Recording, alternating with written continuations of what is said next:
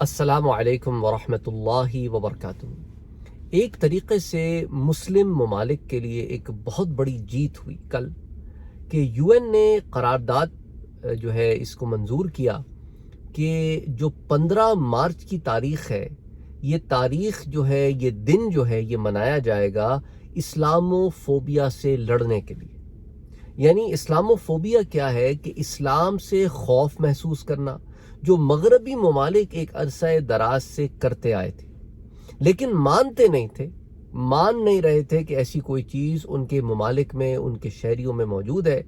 کہ وہ اسلام دشمنی اپنے اندر محسوس کرتے ہیں۔ اس کے نتیجے میں بہت سارے ہیٹ کرائمز مسلمانوں کے خلاف ہوئے۔ مسلمانوں کی ظاہری آپ دیکھ سکتے ہیں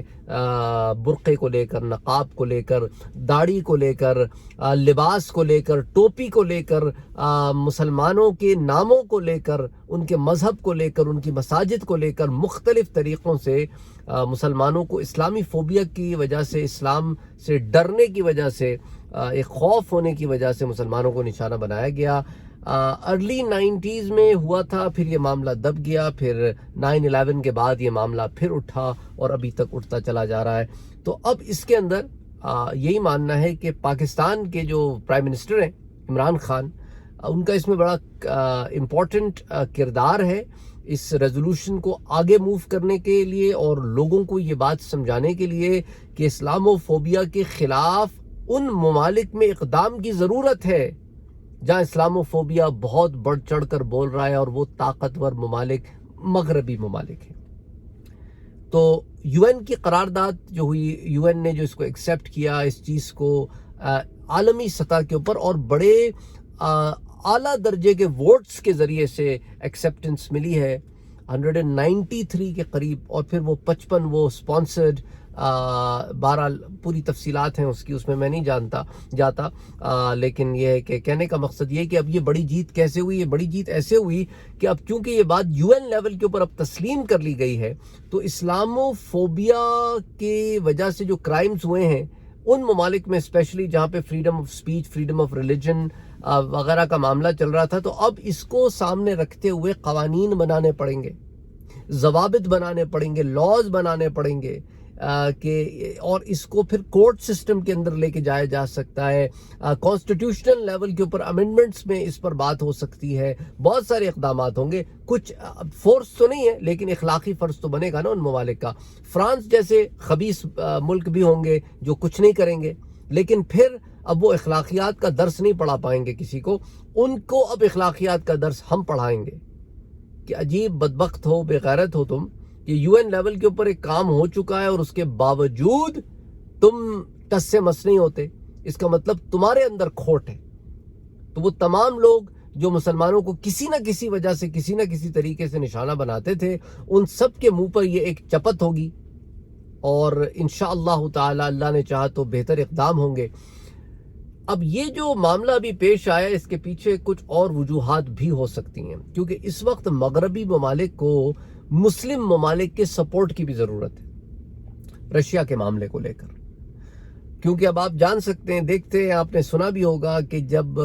مغربی ممالک کی طرف سے، اسپیشلی امریکہ کی طرف سے، خلیجی ممالک کو کال آئی رشیا کے معاملے میں، تو انہوں نے رشیا کے صدر کی تو کال لی لیکن امریکہ کے صدر کی کال نہیں لی۔ تو اس کے ساتھ ساتھ اور دیکھ رہے ہیں آہستہ آہستہ عمران خان کا بھی رشیا کا وزٹ ہے، سی پیک کا معاملہ ہے، اور بہت سارے معاملات ہیں، یمن کا بکھیڑا ہے، افغانستان کے مسائل ہیں، سیریا ایک واحد عرب ملک ہے جو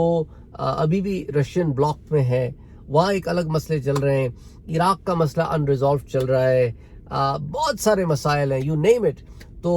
اب ایک طریقے سے اس کو مسلمانوں کے دل میں ذرا نرم گوشہ پیدا کرنے کے لیے بھی اس اقدام کو اس اینگل سے بھی میں دیکھ رہا ہوں۔ ہو سکتا ہے یہ نہ ہو، لیکن ٹائمنگ کچھ اس طرح کی ہے کہ لگتا ہے کہ اس کا بھی اس کے اندر کچھ نہ کچھ کردار ہو سکتا ہے۔ بہرحال تاریخ اس بات کو یوں ہی رکھے گی اور یوں ہی لکھے گی کہ مسلمانوں میں سے ایک مسلم ملک پاکستان کے نام سے، اس نے اس چیز کو بہت پش کیا، کشمیر کے مسئلے کو پش کیا، اور نتیجتاً اس کے اوپر پھر یو این لیول پہ، یونائٹڈ نیشنز میں یہ چیز جو ہے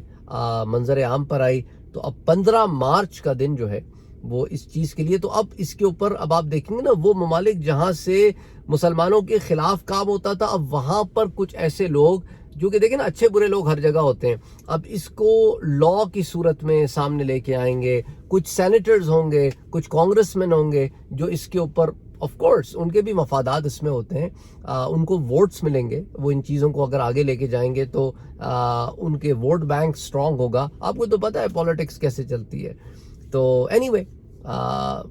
ایدر وے ایک بڑا اچھا اقدام ہے. امید کرتے ہیں کہ اس کے اوپر پازیٹیو کام ہو آگے, اور if it's a one one situation for multiple people that's fine, کہ مسلمانوں کے خلاف جو اقدامات ہو رہے تھے اس کے اندر روک تھام کرنے میں اس میں ایک آسانی ملے گی. اسپیشلی انڈیا میں جو ہو رہا ہے مسلمانوں کے ساتھ, اس کو سن کر پڑھ کر تکلیف ہوتی ہے کہ یہ کیسے بدبخت لوگ ہیں کہ اپنے ملک کے شہریوں کے ساتھ ظلم کر رہے ہیں. عجیب لوگ ہیں. اللہ بہتری کرے, اللہ تعالیٰ امن و امان دے. اور کشمیر میں جو مظالم ہو رہے ہیں وہ تو انبلیویبل.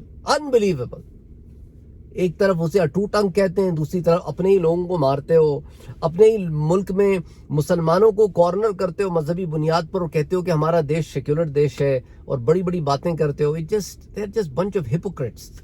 منافق لوگ ہیں. لیکن سارے نہیں ہیں ایسے, شکر الحمدللہ. یہ منافق لوگ اوپر آ کے بیٹھ گئے. چکر سارا یہ ہے, اللہ نے چاہا تو ان کی منافقت ٹوٹے گی, اور یہ جو انڈیا میں مسلمانوں کو اور باقی لوگوں کو لڑانے کی جو کوشش کر رہے ہیں انشاءاللہ تعالی یہ ختم ہوگی. اور یہ جو حجاب بین اور اس طرح کے ایشوز اٹھانے کی کوشش میں لگے ہوئے ہیں, اللہ نے چاہا تو یہ منہ کی کھائیں گے.